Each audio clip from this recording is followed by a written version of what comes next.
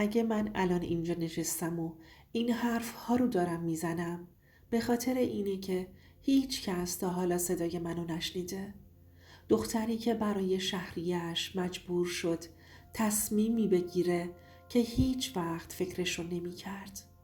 تصمیمی که تمام زندگی، اعتماد و آرزوهامو تغییر داد. میخوای بدونی چطور دختری مثل من گرفتار دنیایی شد که اسمش دانشگاه بود، ولی بیشتر شبیه زندان بود. پس تا آخر با من باش، چون این داستان چیزی نیست که بتونی راحت ازش بگذری. اسمم میناست. وقتی به گذشته نگاه میکنم میبینم که هر لبخندی که توی صورتم بود همیشه با سایه‌ای از ترس و نگرانی آمیخته بود. من توی یه خونه کوچیک و قدیمی در حاشیه شهر به دنیا آمدم. پدرم مردی سختگیر اما مهربون بود. مادرم زنی مهربون و همیشه خسته. ما زندگی ساده‌ای داشتیم، اما هیچ وقت آروم نبود. پول هیچ وقت کافی نبود و همیشه صدای قسط ها و بدهی ها توی گوشمون زمزمه می کرد که زندگی اینطوری به ادامه پیدا نمیکنه. من تنها دختر خانواده بودم و 2 برادر کوچیکتر داشتم. یادمه از همون بچگی همه انتظار داشتن من متفاوت باشم. پدرم میگفت تو باید موفق بشی، تو باید دکتر بشی، تو نباید مثل ما بشی. اما هیچ کس نگفت که مسیر موفقیت چقدر سنگینه و چه فشارهایی پشتش هست. من از همون بچگی میفهمیدم که زندگی عادلانه نیست. حتی وقتی با برادرم بازی میکردم، همیشه نیمه بهتر از با بازی ها برای اون بود. مادرم همیشه نگران بود و شبها وقتی میخوابیدم صدای نفسهای خستش رو میشنیدم. اون همه چیزش رو برای ما گذاشته بود، اما هیچ وقتی برای خودش باقی نمونده بود. یادمه یه روز زمستون وقتی من 7 سالم بود مادرم داشت چای میریخت. دستش میلرزید. پرسیدم چرا دستت میلرزه مامان؟ لبخند تلخی زد و گفت هیچی دخترم، فقط سردمه. اما من فهمیدم که فشار زندگی حتی کوچکترین چیزها رو هم ازش گرفته. من عاشق درس بودم. عاشق این بودم که دنیا رو کشف کنم و بخونم. بفهمم و روزی دکتر بشم. توی مدرسه معلم ها همیشه میگفتند که من باهوشم. اما هیچ کس به من نگفت که هوش و استعداد بدون پول و حمایت چه فایده‌ای داره. هر روز صبح با امید به مدرسه میرفتم و عصر با یک کیف خالی از دفتر و کتاب و دل پر از ترس برمیگشتم. یادم میاد وقتی 10 سالم بود پدرم یه بار خیلی جدی گفت مینا، باید بدونی که تو دختر ما هستی و این یعنی مسئولیت هات بیشتره. من نمیفهمیدم منظورش چیه، ولی بعدها فهمیدم که منظورش فشار بود. فشار برای موفقیت، برای بقا، برای اینکه حتی در دنیای کوچیک ما کسی مثل من نباید تسلیم می شد. یه بار وقتی 11 سالم بود برادرم مریض شد. ما پول کافی برای دارو نداشتیم. مادرم با چشمای خیس رفت پیش همسایه ها و قرض کرد. من اون روز فهمیدم که زندگی یعنی فشار دائمی، یعنی انتخاب های سخت و بدون راه فرار. از همون روز تصمیم گرفتم که هیچ وقت تسلیم نشم. با این حال دنیا همیشه منصف نبود. توی کوچه و مدرسه بچه ها به هم نگاه های عجیب می کردند. چون لباس هام قدیمی و وصل دار بود. بعضی ها می گفتند این دختر هنوز همون خونه قدیمی زندگی می کنه و من با خجالت سرم رو پایین می انداختم. احساس می کردم دنیا همیشه علیه من هستش. حتی وقتی می خواستم درس بخونم و بازی کنم. اما چیزی که منو زنده نگه می داشت آرزوهام بود. من همیشه می گفتم یه روز همه چیز عوض میشه. من دکتر میشم، من موفق میشم، من زندگیمو میسازم.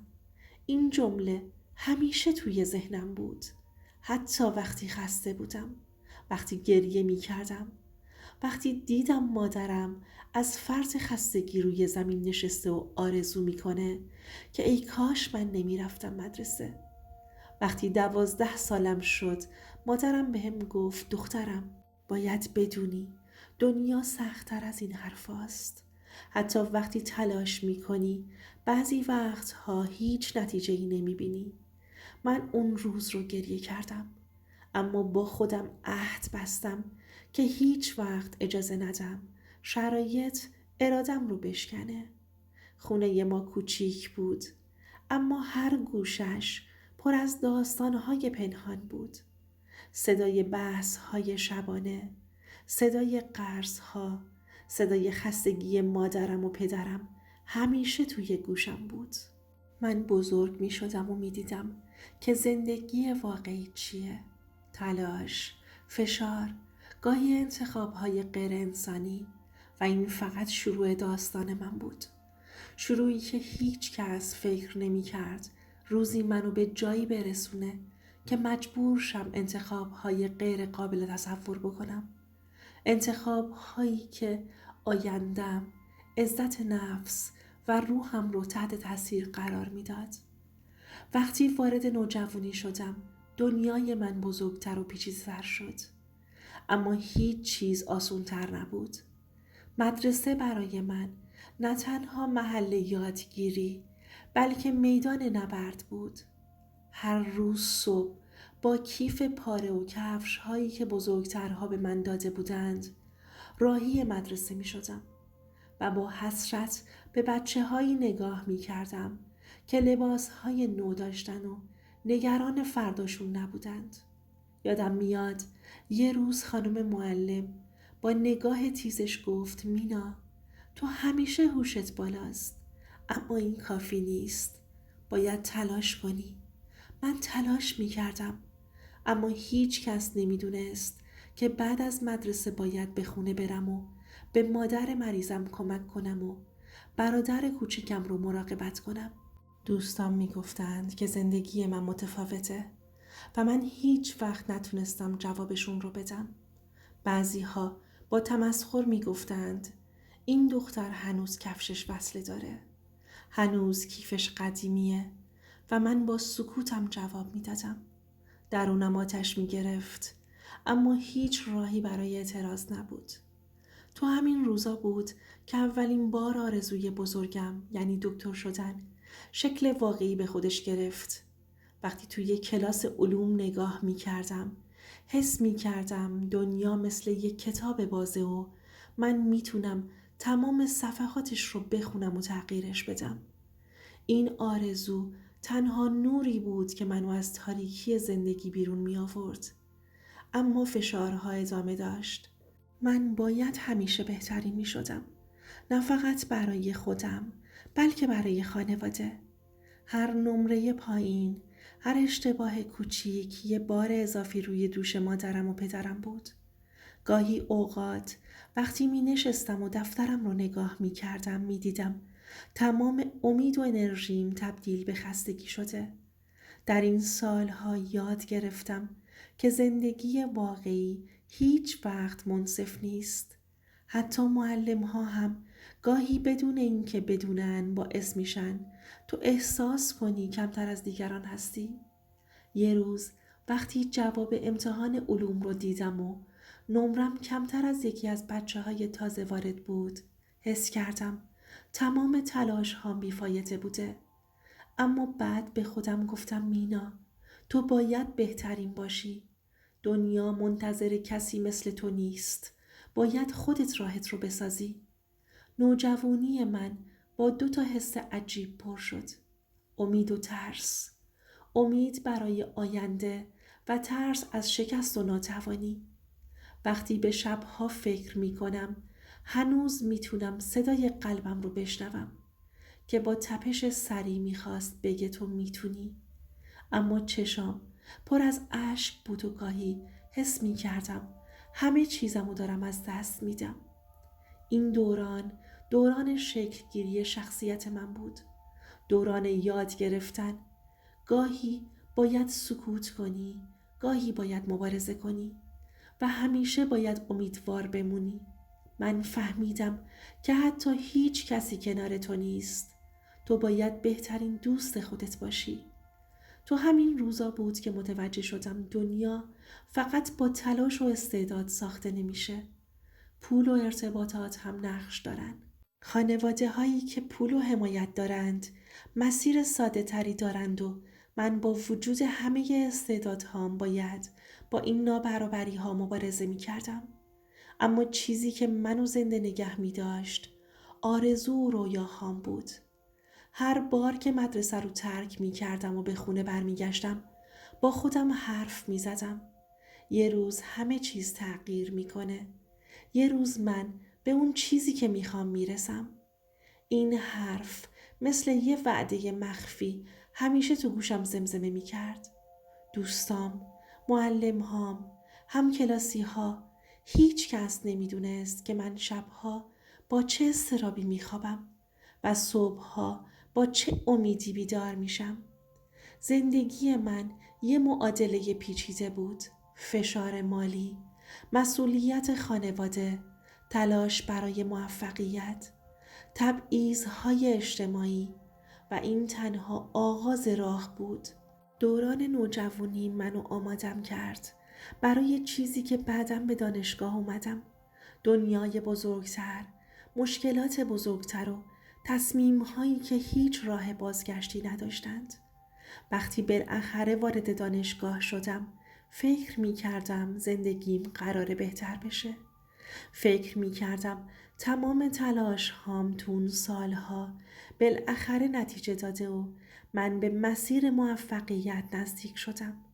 اما حقیقت چیزی بود که هیچ کتابی یا معلمی به من نگفته بود. دنیای بیرون از مدرسه سنگین‌تر، بی‌رحم‌تر و گاهی وحشتناک بود.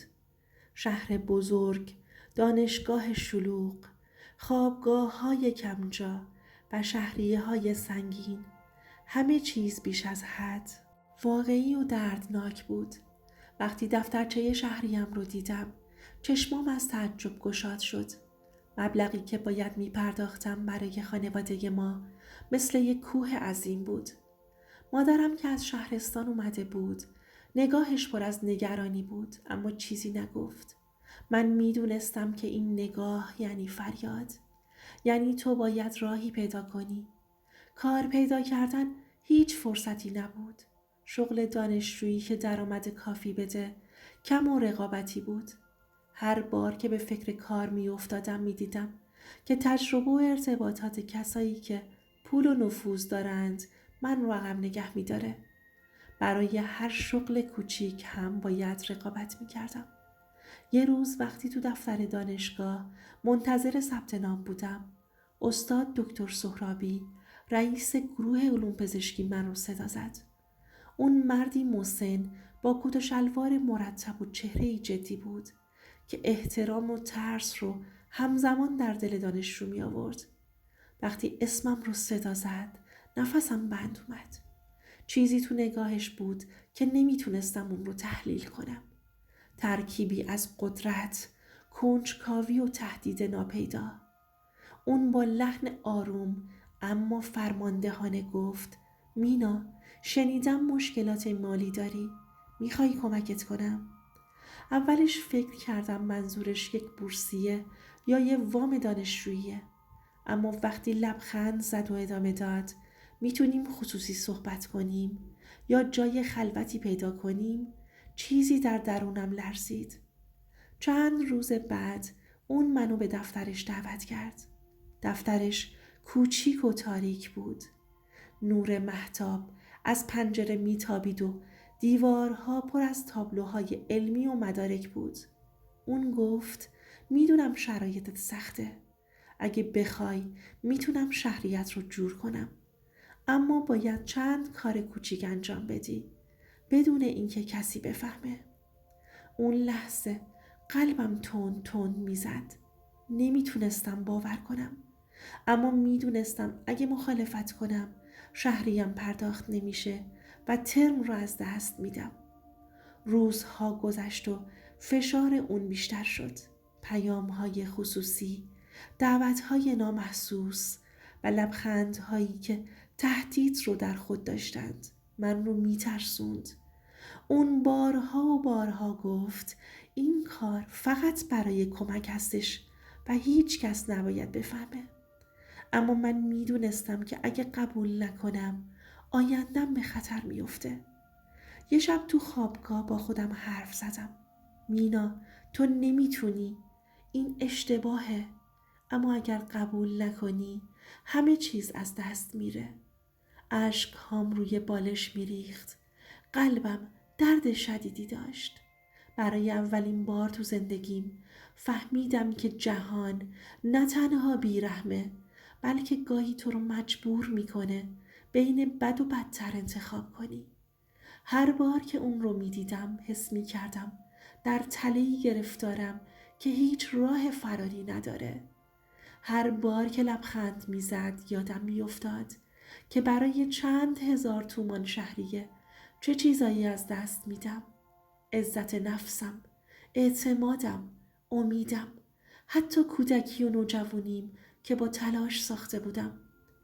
روزای اول رابطه پنهونیمون حتی اگر بخوایم اسمش رو رابطه بذاریم پر از اضطراب، ترس و حس گناه بود. من نمیخواستم اما نمیتونستم مخالفت کنم. دانشگاه، شهریه، آینده، هیچ راهی برام نمونده بود. احساس میکردم که سیستم و انسانها با هم علیه من هستند. با این حال چیزی که من رو زنده نگه می داشت همون آرزوی دوران کودکی بود. دکتر شدن، موفق شدن، فرار از فقر.